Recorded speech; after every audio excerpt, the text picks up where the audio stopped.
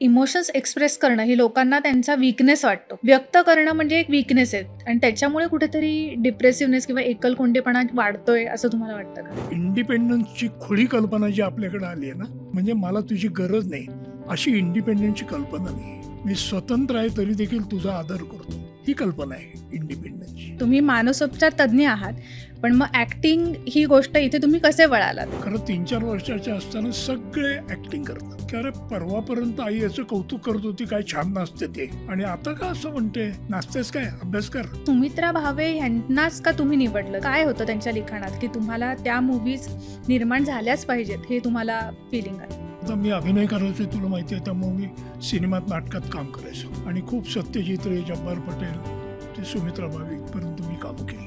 आता हे जे लोक होते मूळचे, यांना मूळचंच फिल्म मेकर व्हायचं होतं. याच्या बरोबर उलटी केस सुमित्रा भावेंची.